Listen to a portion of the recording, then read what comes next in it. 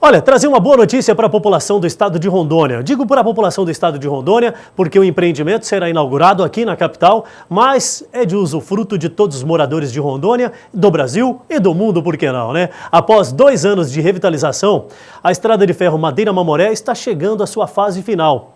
A parte que era de responsabilidade da Santo Antônio Energia já foi entregue. E agora falta a conclusão por parte da Prefeitura de Porto Velho. Nós temos uma matéria que vamos apresentar para você um pouco da história da ferrovia e vamos mostrar também como ela está atualmente, qual é a situação. Quando será entregue? Está pertinho, está chegando a hora. A reportagem mostra para você a estrada de ferro Madeira-Mamoré. Pelos trilhos.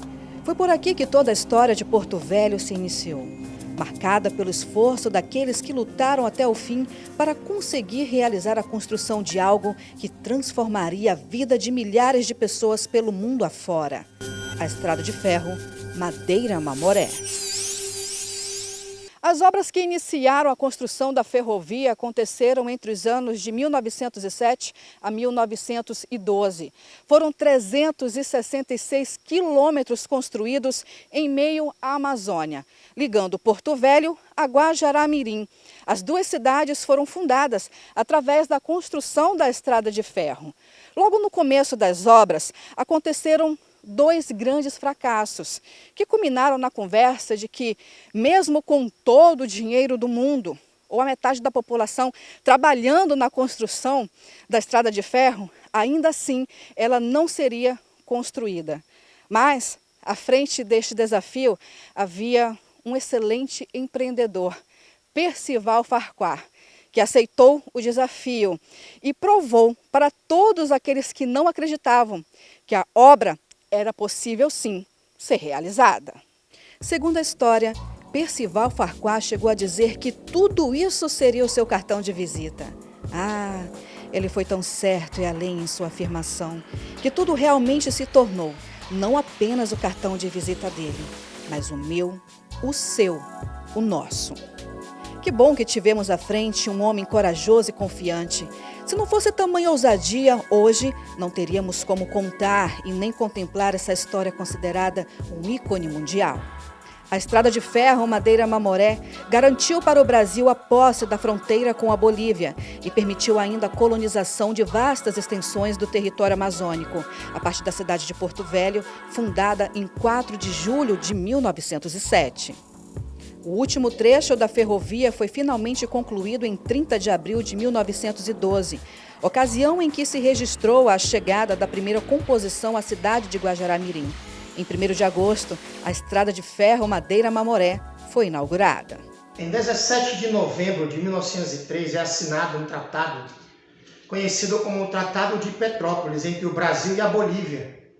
A partir de então, houve a incorporação do Acre ao Brasil, que pagaria 2 milhões de libras para a Bolívia em troca do Acre, e em contrapartida, o Brasil construiria uma estrada de ferro que sairia da cidade de Porto Velho e chegaria até a cidade de Guajará-Mirim, que é fronteira com um distrito, um município chamado Guaiará-Mirim, da Bolívia.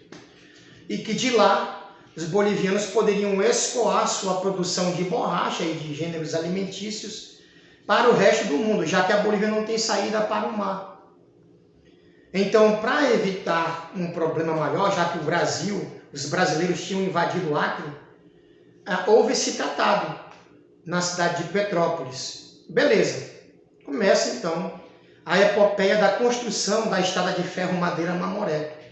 Em 1907, foi a vez da empresa May, Jack & Randolph chegar aqui e tentar construir a estrada de ferro. Eles chegaram, olharam para o terreno e disseram, num rompante de orgulho e eu creio que soberba, que em poucos meses eles conseguiriam construir a estrada de ferro. Deram com os burros na água, não conseguiram construir a estrada de ferro. Várias outras empresas também tentaram essa epopeia, construir uma estrada de ferro gigantesca rasgando a floresta amazônica, margeando o Rio Madeira, até chegar à fronteira com a Bolívia. A única empresa que conseguiu essa façanha foi a Madeira Mamoré Railway Company, do empresário Percival Farquhar. Durante a Segunda Guerra Mundial, o local voltou a ter grande valor estratégico para o Brasil, operando plenamente para suprir o transporte de borracha. Em 1957, quando ainda registrava o intenso tráfego de passageiros e cargas, a ferrovia integrava as 18 empresas constituintes da rede ferroviária federal.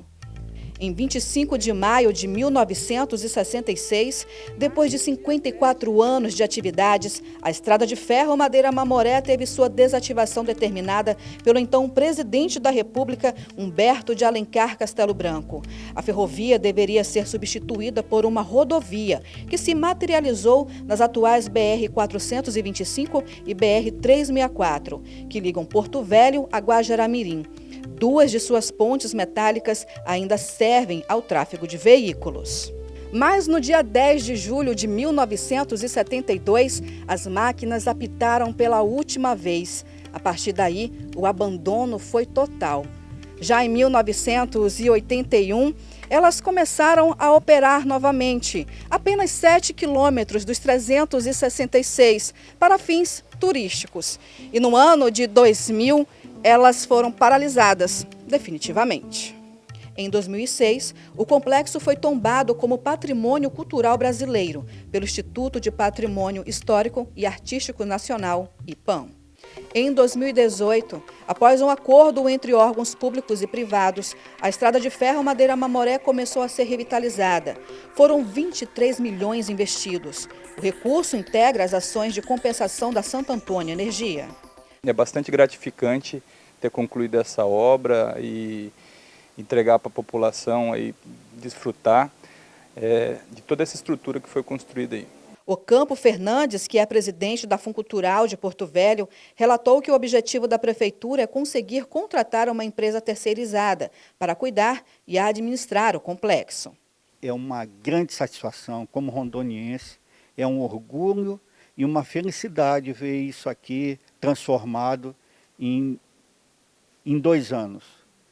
Do jeito que foi recebido pela gestão, que o prefeito Wildon deu aquele start, chamou as empresas, as instituições para uma conversa e nessas reuniões refletiu no que nós estamos vendo isso aqui. Entregar para uma concessionária, onde ela vai fazer a gestão de alguns bens aqui dentro, de alguns espaços aqui dentro. Quando os portões forem abertos e a população entrar aqui, muitos vão dizer, poxa, eu não acreditava e hoje estou acreditando nessa completa mudança que há.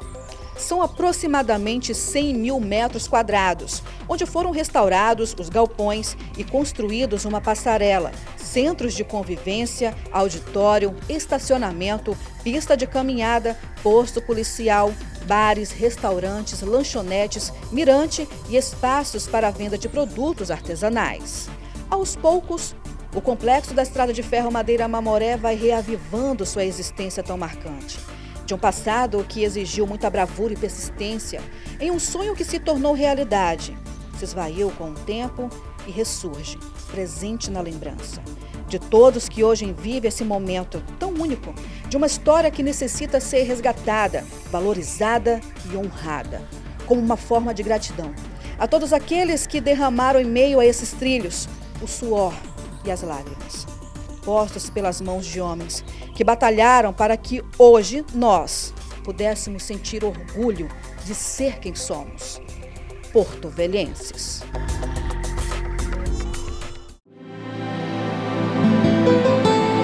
Um pedaço de terra que não havia destino, banhada por um grande rio que ainda era um menino, abraçada pela natureza, eis que a terra trazia leveza aos homens que ambicionavam a riqueza, onde a inteligência se misturou com o querer e o poder de engrandecer.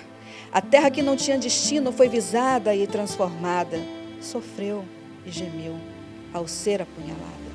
Mas a dor causava acalento e medo ao mesmo tempo, nos corações daqueles que acreditavam no crescimento de uma cidade que traria o fomento. e a perspectiva de vida melhores, que foram ceifadas, almas arrancadas, que almejavam apenas viver a realidade de um sonho que foi construído e com o tempo destruído.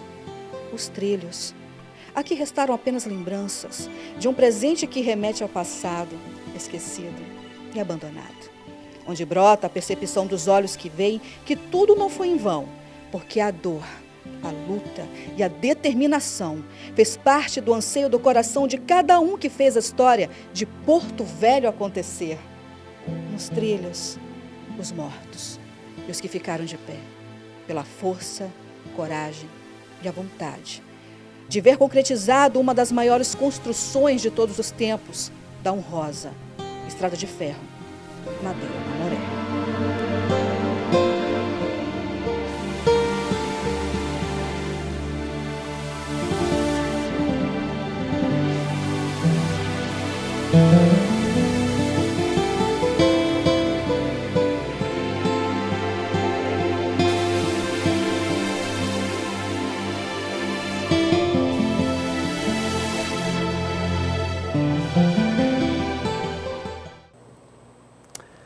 E pois bem, né? Que seja entregue à população e melhor do que isso, que a população também dê o devido valor, que zele pelo patrimônio público e que a gente possa cada vez mais se orgulhar dessa história tão bonita que nós temos aqui no estado de Rondônia.